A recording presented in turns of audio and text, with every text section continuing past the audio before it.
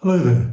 Today we're going to be talking about the Esterbrook Esty, and we're going to be looking in particular at their journaler nib, which I'm delighted to say we have an example of here.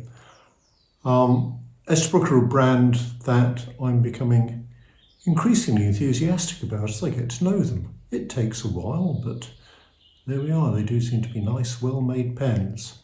So without any further ado, let's go and have a look. This is the box for the Posher Esterbrook pens, who have this rather nice outer.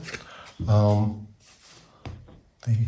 less expensive ones have this somewhat wholemealy outer, but there we are.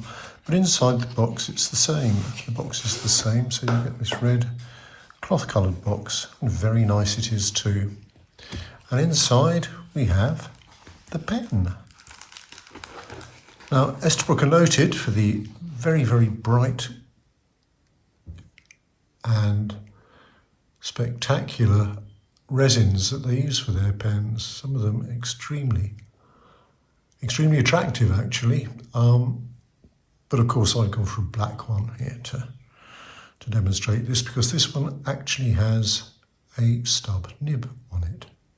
So let's just find out a little bit more about it, because this isn't just any stub. Where are we? So, the Custom Nib Studio. This is actually, does it tell you who's done it? Yes. Okay, so this nib has actually been ground by Gina Salarino. Gina, I think. There we go. So, if you're looking for a special nib, go for one of these. Looking at the pen, I mean, it's a design that I like very much. Some of these that follow my videos will know I'm a great enthusiast for sailor pens, and the King of Pen is one of my favourite, and my goodness me, there's a hint of that here, isn't there? No decoration. I mean, it's got the clip, it's got Esterbrook in gold-filled letters there. We open it up, and one of the first things we notice, wait for it, is it's a spring-loaded cap, basically. So you get a particularly firm contact with the cap liner, so you're not going to get this pen drying out. Well, you shouldn't anyway. There we go. So there we go. Take it out. Nice looking nib. It's a steel nib. I believe they use Jovo nibs. Virtually everybody does these days. Nice looking pen. We'll take a look inside. Well, there's probably a converter lurking, I think. Oh no, it must be elsewhere. Anyway, they do come with converters, he says, almost completely confidently. There we are. But nice design. Good solid sleeve there joining the section and the barrel together.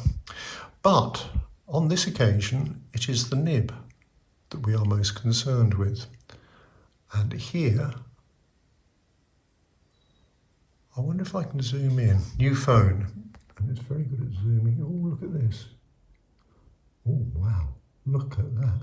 Okay, now, what you will see here is evidence, particularly on the top, of grinding. And a little later, well no, I'll do it now actually. This is a custom nib because it's been ground. What that means is that, in this particular case, starting with a medium nib, someone has ground bits of the tipping off to change the shape. Now, as you'll know, most good fountain pens have what's called an iridium tip, which is a blob of very hard material. On normal nibs, it's pretty much round and is polished, but otherwise not much work. Right then, with a trusty bottle of Edelstein Sapphire, we'll see how we get on here. There we are. Make sure we've got a bit of ink on it.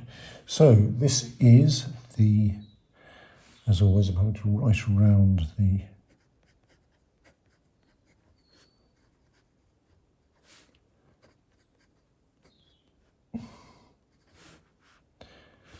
journaler.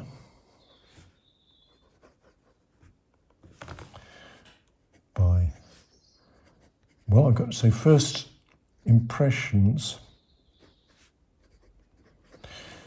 are that it's a really nice nib to use, actually. It's very smooth, very comfortable. Nothing really does much to improve my handwriting, I'm afraid, but there we are. That's almost legible, I think. So it's been ground on a medium nib to give a bit of line variation. So let's see whether we get that. Oh yes, we do. That's nice. Nothing too pronounced. Now, the point with this journaler nib is that it's meant to aid, as the name suggests, journalers who obviously don't want to have huge, great nibs because their writing would have to be quite large, and therefore they would fill up their journal very quickly. And you want to get a few words in if you're a journaler, or pictures, incidentally, or pictures, why not? This nib, as I say, is based on a medium, and it just adds that little bit of interest to the writing without overpowering the page. So I would say this is a very pleasant nib to use. Gina Salarino, I think, is based in Los Angeles. I read somewhere, probably on the esterboork site. And she's created this nib specially for esterboork, so they're the only people that will make it, although other nib grinders do exist. Interesting process, nib grinding. Actually, it doesn't take necessarily all that long. My friend John Saruka does a lot of nib grinding work, and the initial bit of grind is with a fairly tough abrasive, possibly on a wheel, so that zips off fairly quickly. And after that, you need to smooth it using various sorts of abrasive papers. So if you know what you're doing, not a difficult thing to do. John will take sort of 10 to 15 minutes to do a grind and finish it. You ask him how long it takes and he'll say, well, it takes about 10, 15 minutes. And 20 years experience. And I think it's the 20 years experience, it's the critical thing here. So Gina is the only person making this nib. I don't know how many she makes. But yeah, an easy thing to do if you know what you're doing. There we are. And I've got to say, this is a very professional, very nice feeling nib. I did say I'd explain a little bit about the difference between stubs and italics. And, well, there's a whole range, and I think the basic thing is forgiveness. A formal italic, I'm going to attempt to draw here, and as you'll see, it's nearly as bad as my handwriting.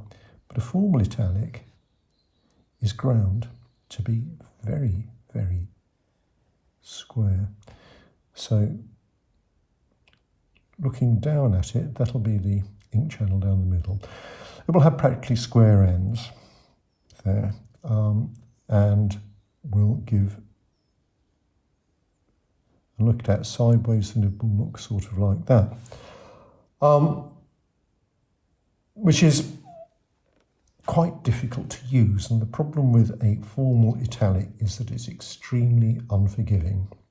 If you get the angle to the paper even slightly wrong, you're going to lose the line, and at worst you're going to shred the paper.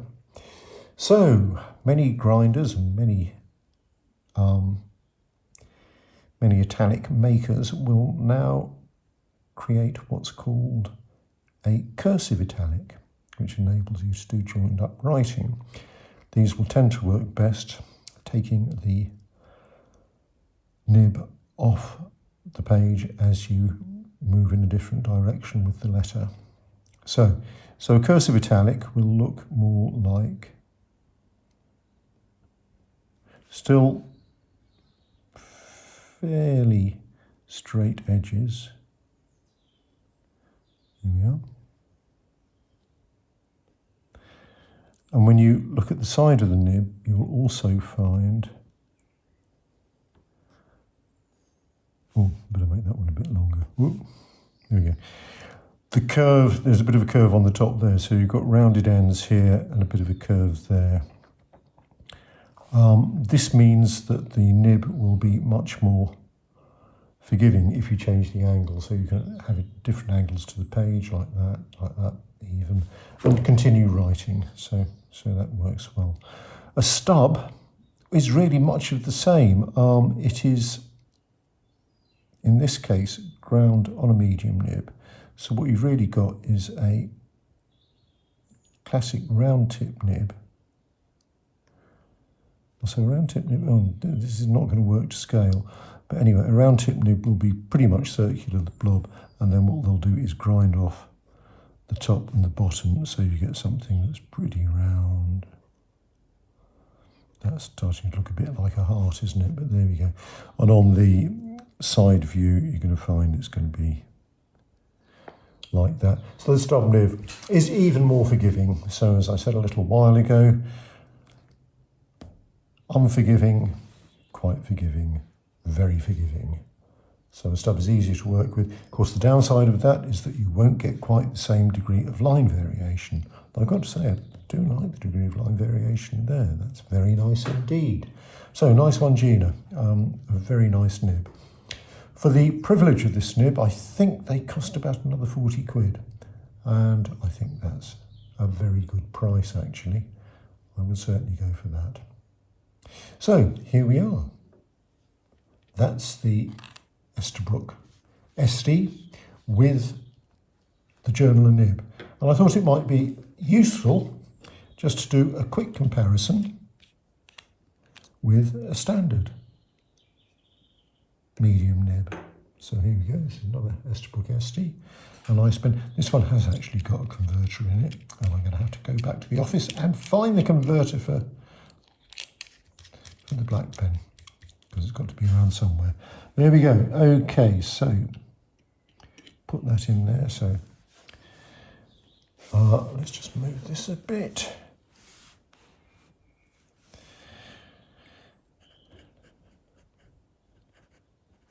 Esterbrook SD nib. So far so good. Again, a very pleasant nib to use.